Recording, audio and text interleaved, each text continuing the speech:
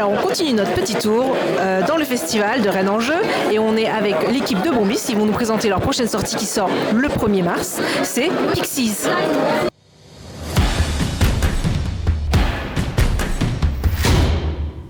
Super simple, je blague pas quand je vous dis ça.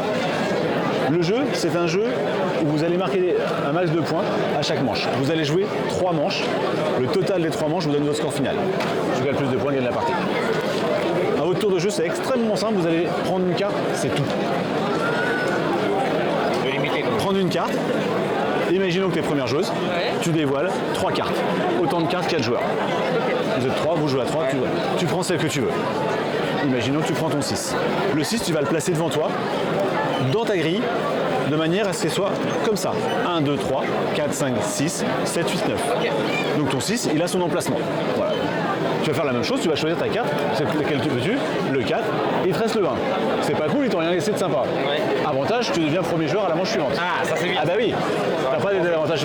Donc voilà. Parce que j'ai la plus petite, c'est ça? Parce que tu es le dernier à avoir joué. Ah ok. Tout simplement. En fait, j'aurais pris 6, c'était pareil. Exactement. Ok. Donc tu es nouveau joueur, dernier joueur à avoir pioché, tu te dévoiles 3 nouvelles cartes.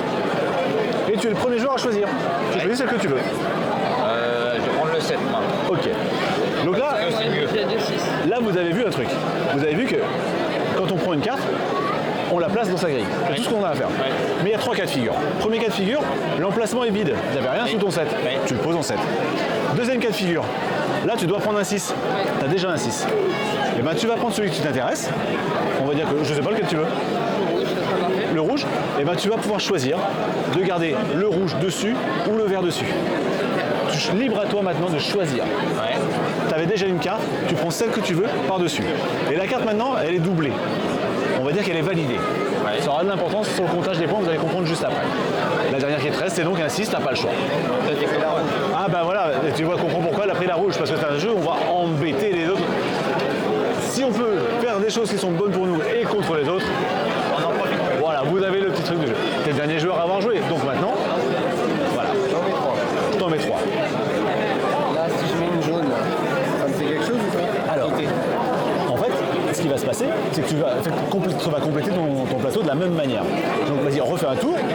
On va jouer comme si vous ne connaissiez pas les intérêts de pause. Voilà. Je vais tricher juste pour l'explication. Je vais me retrouver un 6. Parce que vous allez vous retrouver dans une situation, c'est le 3e cas de figure qui peut arriver. Donc, mon 6 il est là, paf. Et en plus il est multicolore, pas sympa. Donc tu dévoiles 3 cartes, hop, et tu fais ça. Tu vas prendre le 9 parce qu'il est super intéressant pour toi. Je te le dis parce que je ne sais pas. Moi le 7. Le 7. Ah mais alors le 7, qu'est-ce que tu en fais du coup? Alors, je ne sais pas, mais je vais garder le jaune. Voilà, tu as le choix parmi deux maintenant. Tu te retrouves avec une carte, tu n'as pas le choix. Tu peux pas mettre plus de 2 cartes. Une 3e cas de figure, c'est là. Tu dois la mettre retournée face cachée sur un des emplacements disponibles. Vide. Et elle a pas le droit de mettre sous un truc. Et non, obligatoirement vide. Donc là, vous avez les 3 cas de figure. Soit c'est libre et je le pose libre, soit j'ai déjà quelque chose, je choisis ma face, soit c'est complet et je viens mettre face cachée ailleurs. Et la partie va se dérouler de la manière suivante, jusqu'à ce que tout le monde pose des cartes et jusqu'à ce qu'un tableau soit terminé où les 9 emplacements sont finis. Qu'ils soient effectivement visibles ou pas visibles. Alors, tu vois, je vais piquer tes cartes, juste pour l'exemple. On va se retrouver comme ça, avec un 8 qui est plutôt cool. Alors pardon, on va faire ça. Hop. Et ici, imaginons que tu as... allez, t'as pas eu le choix. C'est comme ça. Voilà. La manche se termine parce que tes 9 emplacements sont complets. On termine le... Alors, les cartes. Ouais, voilà. On termine les cartes sorties, comme une manière à ce que tout le monde ait le même nombre de cartes. Par contre, pas forcément du tout disposé de la même manière. Peut-être que toi, quand ton tableau va être fini, il va te rester encore 2 trous ici et 3 1. Quoi. Ça va être à la fois de votre choix et un petit peu de hasard. Et là, on compte les points de la première manche. Les points, on les compte de 3 manières. Première chose, et c'est super important, imaginons qu'on est comme ça, celle-là a été doublée. Chaque carte doublée rapporte sa valeur. C'est-à-dire que là, tu fais 9, plus 7, plus 6.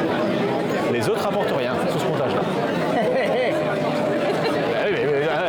T'as rien, toi. Ouais, mais moi, c'est pas pareil. Donc, Premier comptage, je vais faire 9 et 7, 16 et 6, 22, c'était la première ligne ici. Ah oui, ok. Deuxième comptage qu'on va comptabiliser, on va regarder les cartes de la plus grande couleur, le plus grand ensemble d'une même couleur. Alors, je vais piquer un truc, je triche encore pour mon explication. Je vais faire ça. D'accord ? Ça, c'est une carte multicolore. Elle va compter dans tous les comptages de couleurs. Donc là, mon plus grand ensemble d'une couleur, c'est 4 cartes qui se touchent. Orthogonal, c'est ça? Adjacentes, effectivement, au bas gauche-droite. Ouais. Donc là, j'ai bien 4 cartes. Je peux avoir potentiellement un ensemble de 9 si je me débrouille bien. Ou si les autres me laissent faire aussi. Ce qui ne sera pas une bonne idée. Et je vais marquer 2 points par carte de cet ensemble. 2, 4, 6, 8 par carte visible. Donc autant le 8 tout à l'heure il ne comptait pas en scoring, mais il va compter sur le deuxième. Ça marche ? Ensuite, on va comptabiliser les croix et les spirales. Et ce petit truc là, ça va être votre troisième comptage de manière très très simple. Chaque spirale vous rapporte un point et chaque croix vous en fait perdre un. Donc elle en a 5 et elle a perdu 4. Imaginons que celle-là soit là. Ouais. D'accord ? Imaginons que le comptage est là. Donc là, on a 5. Et celle-là rapporte une spirale par carte verte. Y compris celle-là. Donc 5, 6, 7, 8, 9. D'accord. Elle a donc 9, 10 spirales. Moins 3, moins 4. Le score est donc de 6 sur cette manche-là. D'accord ? Donc les scorings sont super simples en fait. Carte doublée, plus grand ensemble de couleurs, x2. Et les différentiels spirale croix. La petite particularité, c'est qu'elle a manche 2. Le plus grand ensemble de couleurs, au lieu de marquer 2 points par carte, vous marquerez 3 points par carte. À la troisième manche, ce sera 4 points par carte. Ce scoring-là va augmenter à chaque tour, à chaque manche. Donc il sera de plus en plus important. À la fin de la manche, on remélange la totalité des cartes. Et la dernière personne à avoir joué est la première à redémarrer comme on joue. C'est pas plus compliqué, c'est hyper simple.